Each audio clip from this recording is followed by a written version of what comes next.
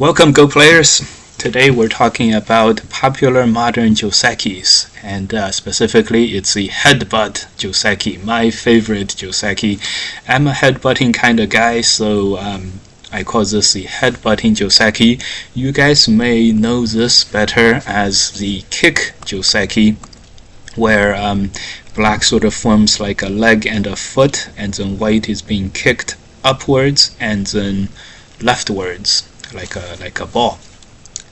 I'm a headbutting kind of guy, so I like to think of this move as putting my head down and then headbutting the guy backwards and then making the guy move backwards. My preference, and throughout this video we're gonna call this the headbutting Joseki, as is my I'm a headbutting kind of guy.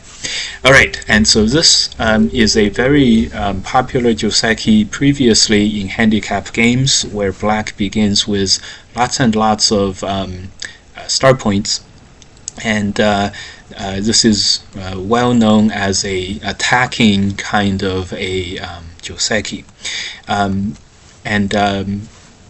Nowadays, after the AI revolution and the building up of the modern Go opening theory and modern Go theory, this Joseki has now become super popular again, and in even games as well, where it's just a totally legitimate way to play the game, and black doesn't lose at all from this Joseki. It's totally AI recommended, and therefore totally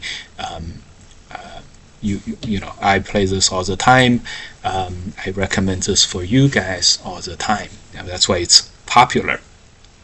All right, as is kind of the theme, the traditional understanding of this headbutting shape is 90% accurate, and then the last 10% really transformed a little bit of how the modern Go game is played, and it furthered our development of the game.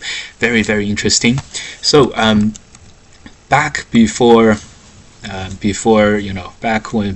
AI days, this specific headbutting shape, where the headbutt is played and white extends, this is sort of as a little bit good for white, because they're staking their lines on the board. Black gets the right hand side, white gets the left hand side, but white has a relatively stronger shape, having this connected pillar shape, where black has this diagonal shape with lots of Sente moves, like P16, for example, the Hane at P18, and so on. So because of this shape is regarded as locally slightly good for white, and that's totally, absolutely correct. And so this kind of Joseki is not preferred over just a simpler Joseki. This is one of the most popular Josekis pre-AI times. So what makes this okay for black to play? The kick or the headbutting move is often played when there is a little bit of a base being formed, or some source of extra strength for the headbutting side. And in this Joseki, it comes in the form of this corner territory. By having this corner as a sort of having your backs to the wall, sort of, this helps black form a base for this group, and therefore this added little bit of resource helps black sort of deal with the potential weaknesses that result from the corner. So this headbutting move is often played when there is when there is relatively little weakness behind it, and therefore black is okay. The headbutting side is okay to take a little bit of extra weakness or agi or unsteadiness in order to have this faster development. Great. So some popular variations.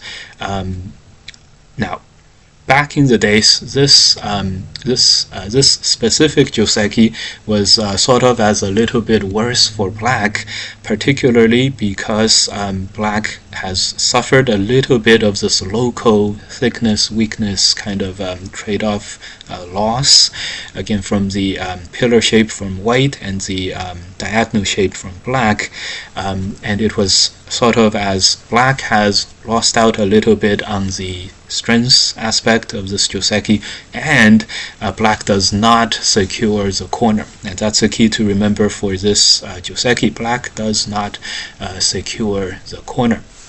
And for example, white has this 3-3 invasion and other moves like this one. They're all very, very good. Now, so here is the contribution in the modern last few years to modern Go theory, and that is dealing with this 3-3 invasion. Specifically, this invasion now, all else being equal, is not good for white, and therefore this not being a worry makes this whole Joseki very, very playable for black. Now, some follow-ups to this. So first, the absolutely the best moves here, extend down, white plays this move or something similar, and then lives in the corner. Black makes an extension. This is a very common Joseki nowadays. Another one that was very popular back in the day was this. White pushes out, leaves this double cut behind, and then plays this Atari. This way, white destroys a large chunk of black territory in Sente. Now, this is a key, and this understanding this shape is a key for the modern popularity of the headbutting Joseki. This shape is good for black, mostly because having this P18 move greatly weakens white's left-hand side, and also black is 100% alive in the corner. And that is, even if white plays a move here, black can safely tenuki and still be totally alive. In fact, black can continue to tenuki now, and this is still alive for black after this. So this being totally securely alive makes black extremely, extremely thick in the corner, and that allows black a lot of freedom in the future to attack white, invade on the left, whatever. So this shape being good for black is what the one, that last remaining 10% of the, of Go understanding that was developed in the last few years. So given this, black is not afraid of this 3-3 invasion. Therefore, this kick, this headbutt Joseki is so famous now, and played all the time now. Now, namely, there are a couple other variations to this, and if black plays here, something similar could happen, but you'll notice that the P18 extend is the maximum amount of outwards damage to white's left-hand side that black can play. And therefore, none of these other cutting moves are as good as P18. That's why P18, the extend down, is so preferred. A couple of other ones. This is a very popular handicap game, Joseki. Black blocks and then keeps the corner. This is good for white significantly due to white strengthening the top group at the expense of black's corner, and white reducing black's corner, gaining points for white, all in Sente. Likewise, there's a Joseki that looks like this. This is also good for white. White just gains so much thickness by capturing a stone in Sente. Don't connect that now, just tenuki. So because both of these were black sort of the safest thing for black is so good for white, this is why traditionally people were not so happy with the uncleanness of black's corner or unsafeness of black's corner. So so dealing with the 3-3 invasion afterwards is a key to making this work for black. And just remember, take your thickness and you are totally good. Great. Now, so what are some of the modern follow-ups as a result of this Joseki? So first thing to note, this Hane Connect is extremely big. It's not so big like this early in the game, but once the game calms down, this would be one of the biggest points-wise moves. It helps black get stronger in the corner, really gets the corner secure, and it also subtracts from white's side. Okay, for white, of course, the key to playing this position is to realize that our understanding of this shape was correct. Black is not totally secure in the corner, and therefore any variation that has white giving black the corner for free is going to be slightly bad for white. Again, we talked about how the 3-3 is countered. There are basically two very popular modern follow-ups to this, and the first one is approaching from the other side, putting more pressure on black, and usually this will result in black doing some kind of a pincer, and then the fighting continues. You can choose to protect the corner or to move out and fight it out. Another very more interesting, totally new move is this slide into the second line, and this is an improvement from the 3-3 invasion, and the basic variation is black plays here, white plays here, and white is able to play so far out, mostly because just a direct attach after black spends a move at R17 is not that big of a deal for white to save that one stone. And this is broadly even white with its super fast development counters black, who's very, very solid. Now, to fight back against this move and this move are two very popular follow-up moves. This move is just a little bit faster than the diagonal move, so we'll talk about the diagonal move. Here is the follow-up Joseki, or something around this is the follow-up Joseki. White survives in Sente in the corner, and the game moves on. So the key here is because black is not totally alive in the corner. Black is actually not as strong as this shape, where black is totally alive in the corner, and even though black is surrounding white and pushing white into the corner in our modern variation here, this is about even, and this is played all the time. Now, here's another very interesting, tricky part of this variation, and that is black would like to push and then attach and then connect this back. This significantly reduces white's eye space. In fact, this is white totally dying. This is a disaster for white. And even if black just strengthens the outside, allowing white to live in Gote, this is also very, very bad for white. And so this move is a bit of a trick move in the sense that it requires white to play a very intuitive counter, and that is when black pushes, white plays P18 and sacrifices the S15 stone, something like this. And this is good for white. White has more territory than black, and they're both both sides are about as strong as each other. This is the one of the this variation helps us understand one very important AI-inspired concept in our modern game, and that is the concept of defender's advantage. Defender's advantage: white is on the defensive, and therefore an exchange where white sacrifices one stone in order to take away black's corner favors white.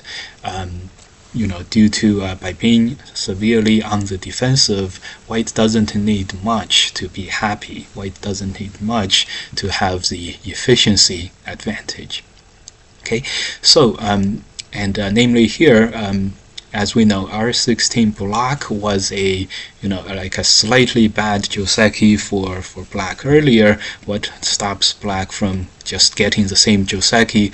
S15 R13 is an inside-outside exchange, clearly good for black. So that idea is a very, very good idea. But in the execution, when black plays this Atari, white is going to extend, and here we see the effect of that sliding move at the 2-5 point S15 earlier. Now when black pushes, white can connect, having a lot of liberties. This is black getting totally destroyed.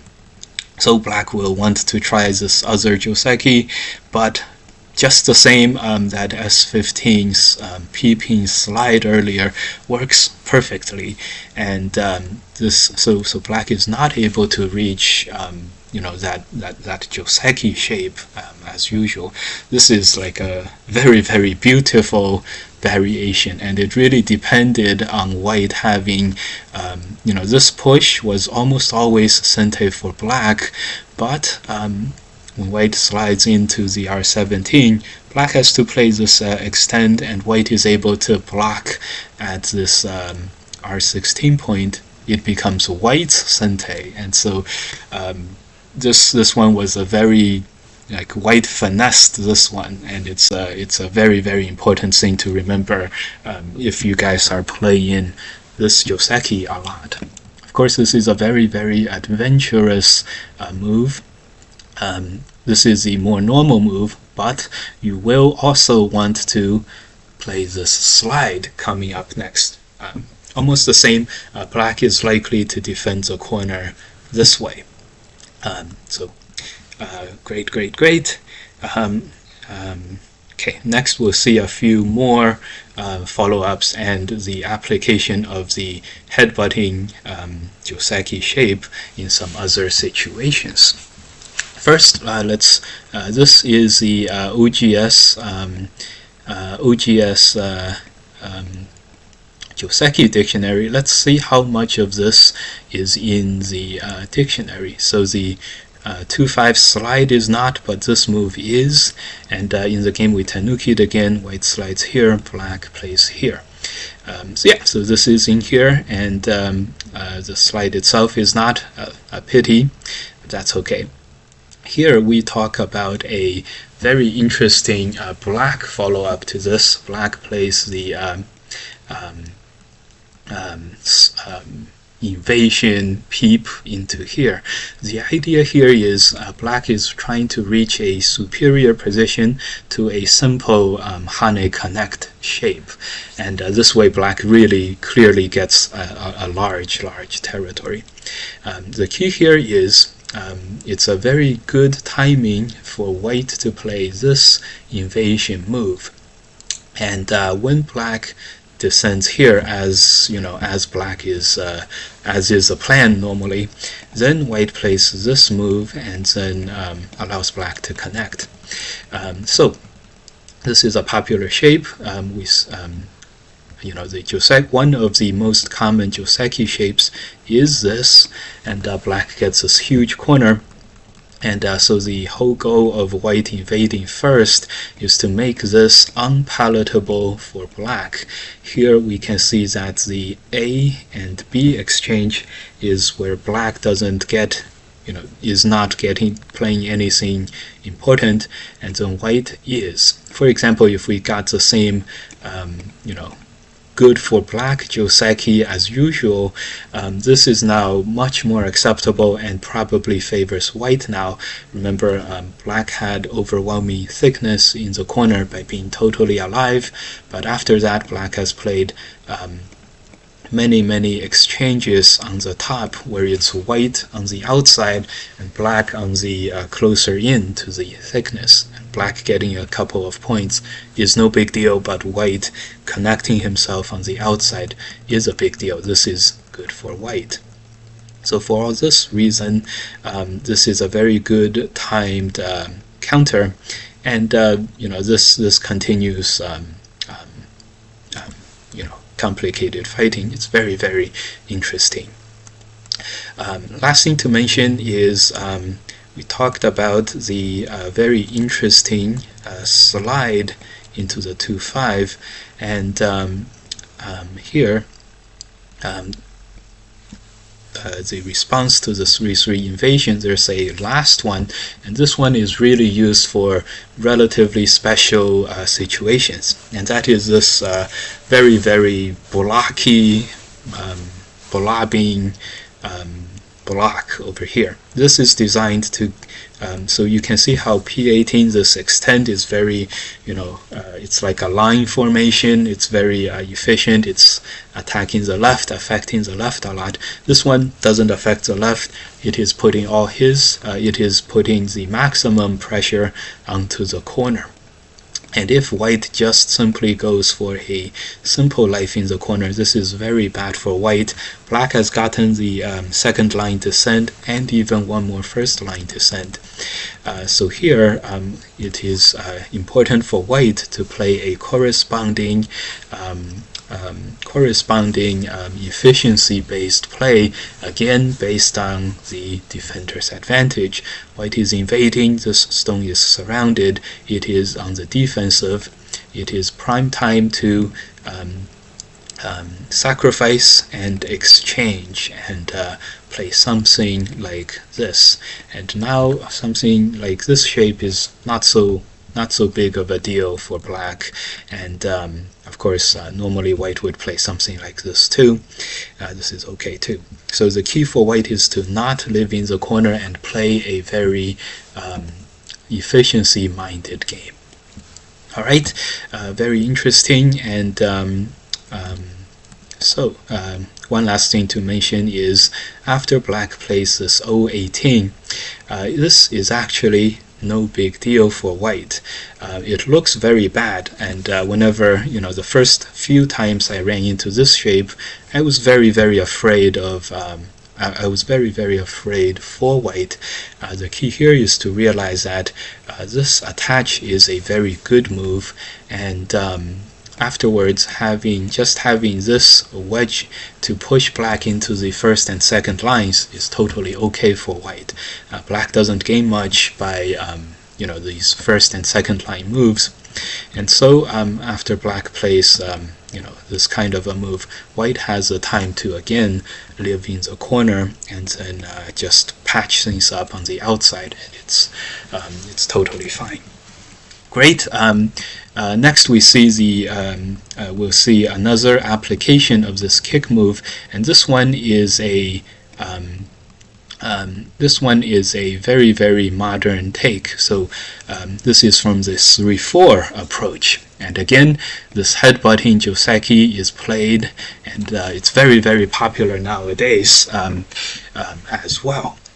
And traditionally this is sort of, remember, this is the same as the it's the same local shape as the star point headbutting shape, except white is one line of territory less, and so traditionally people didn't like this very much. But remember nowadays, remember how how unsecure black's corner is.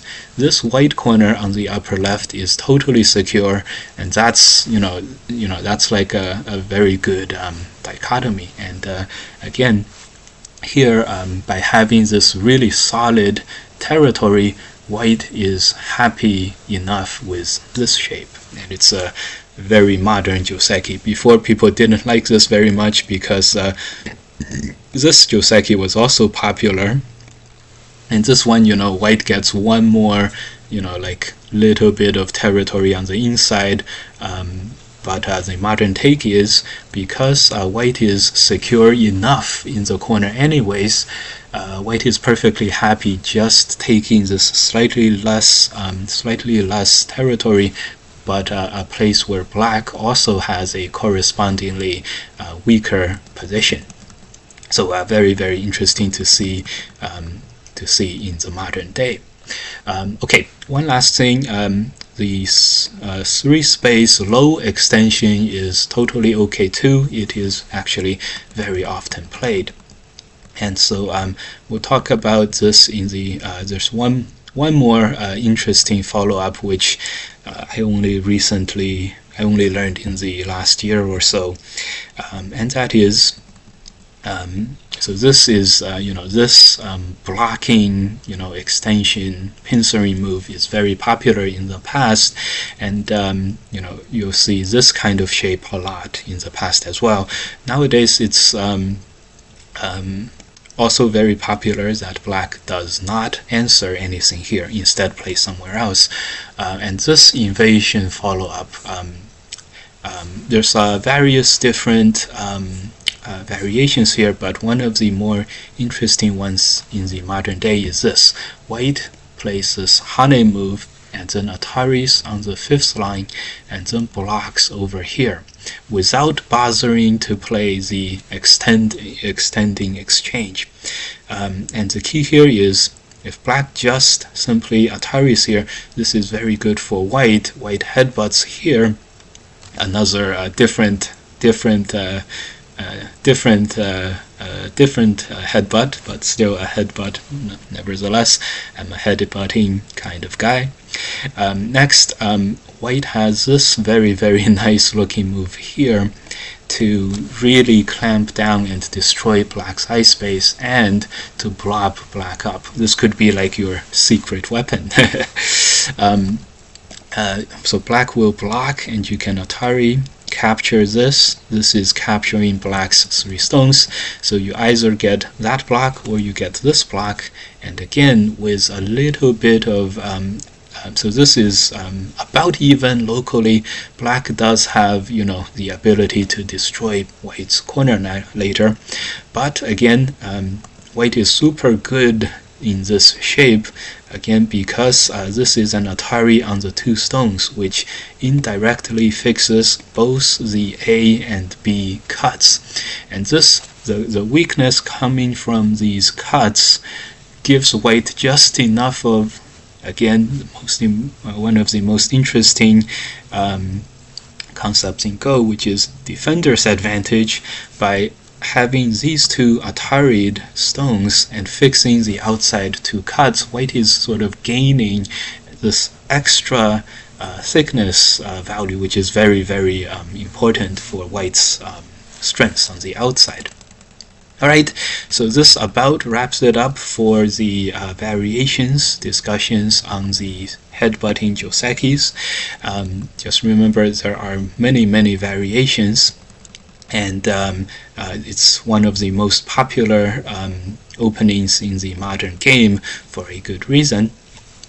Next, we see the last somewhat interesting application, which is sometimes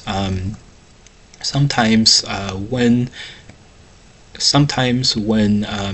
this kind of headbutting shape, the possibility of forming this headbutting shape allows one to play this move.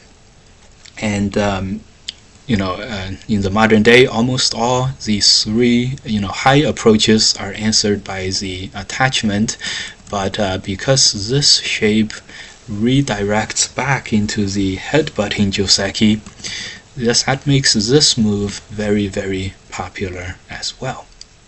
Okay, so that really completes all of the popular discussions about this shape. Next we'll see a couple of game examples.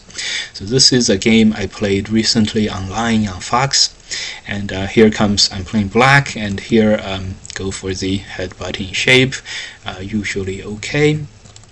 As you can imagine, the most popular Josekis nowadays are also the most well-studied Josekis, and my opponent, also a professional player, has no problem coming up with this move. This is a totally correct next move. I go for this relatively adventurous move here. Again, this is a little bit of an overplay on my part. Then I went for white does go for this timely invasions on the 3-3. Again, looking to get this shape and then connect to the outside. If this sort of thing happens, black is really nonplussed, having gotten nothing. And so I played this Hane. White connects the one stone out. At this point, I was really nonplussed and really lamenting how I didn't study these Josekis enough, or played this out with AI variations enough. And then I start to panic a little bit. I play these pushes. By the way, so after this move, black falls significantly behind, 6 or 7 points, and that is largely due to one of the knowledge points we covered earlier today, which was that having this Hane connect is no big deal, because white having this block is it's no big deal for white. If I had known that, of course, I would take the Sente and add another move here, split up white, and look for my compensation on the left-hand side. Did not know that, and then when white attached here, I immediately felt how everything we talked about earlier, where black doesn't gain much and white gets the corner and makes black very weak, comes into play. I was not very aware of how good this attachment is for white, and so as a result start to panic a little bit, but wasn't able to come up with anything better than just answering. And a few moves later, white gets another couple of Sentes. Now it's relatively clear that white has gained the corner, black lost the corner, black destroyed white's side, but white has this this farther side, lower left-hand side, basically surrounded, and black is still not alive. And this pressure really tips the game into white's favor. Black goes for a little bit extra, and at this point, let's enable the AI here. And so far, before it was totally relatively okay, slightly worse for black, but having played this push and then allowed white to get this the Sentes here, really allowed white to leap ahead. Okay, and then a few more panicked moves, and white is really ahead now. Okay, great. Really ahead, because black is almost getting captured. So that's a good live game example of this, and this is why it's so important for us to practice a lot of games on the internet, so we can review with AI and then discover the knowledge bits, knowledge points in the game, such as white can always play this attachment, and that it's totally no big deal for white to allow black to connect the second line stones. Okay. Another game, another famous one, is making use of the ability to answer the high approach with this diagonal move, and that one comes in a famous AlphaGo versus Lee Sedol match in 2016 in Game 3.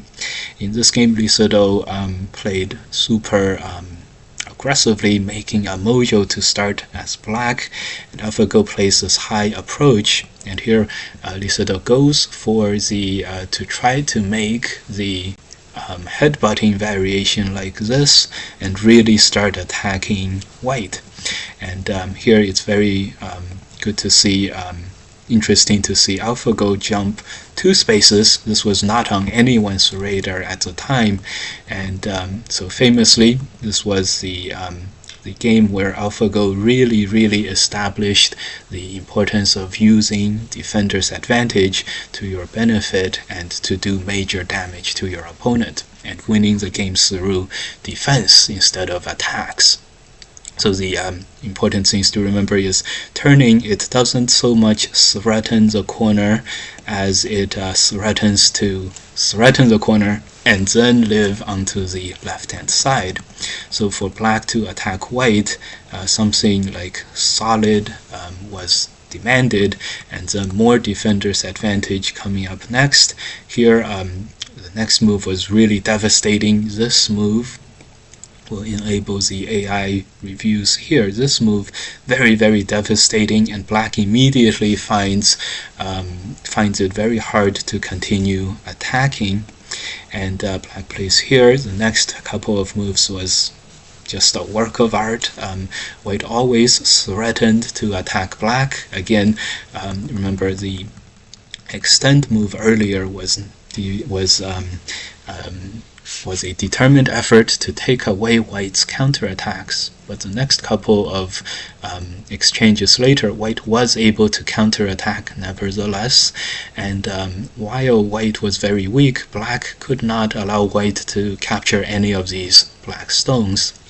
And so after a while, not only does black fail to capture any white stones, black himself gets into a lot of danger. And the game quickly devolved into significant advantages for white, and it was just the total destruction at the hands of the AI opponents. This was a game that really cemented it for me to realize that AlphaGo was for reals. Okay, great. So this is a good game to remember that when we learn about these most popular modern Josekis, it's good to see a lot of these variations and to recognize a lot of these good variations. It is extra important to see the underneath the variations, or the Go principles at the end of the variations, and so you can string this together into the into your games, into your regular played games later on. This AlphaGo game did not have the headbutting Joseki at all, but it had the ideas behind it, and it's very, very good to have. Lastly, another game example. This one was one of my Go Congress games, and here we go. The most good example of the headbutting shape. Opponent extends, black plays a check to the extension, and then plays this slide. Very, very interesting. Talked about how this is a regular variation, but in this game I picked a more offensive variation that one of my, I think Yunko played this variation 2 days before that I decided to use in this game. And so the idea is black spends an extra move into the corner, but makes the corner a little bigger, and also gives black some good counterattacks on the left-hand side. And after a while, this game established a very, very solid shapes for black, and a very fast developing, totally okay game for white on the outside. But this was part of the game plan, and getting this kind of position really allowed me to continue to use the thickness afforded with these solid territory shapes, and as a result I could concentrate on destroying white's potential. And then later in the game I was able to leverage so much territory into a position where I was able to actually give up a lot of my stones on the outside and still win the game by a large margin. A large margin being something like 10 points, 14 points. Alright, so there we have it. Lastly, leave a comment and a answer. What do you guys call this Joseki. I'm a headbutting kind of guy. The most popular name is the kick Joseki. Let me know what you guys like to call this, and hope you guys enjoy playing with and against this Joseki in the future. This is Mike signing out, and see you guys in the next one.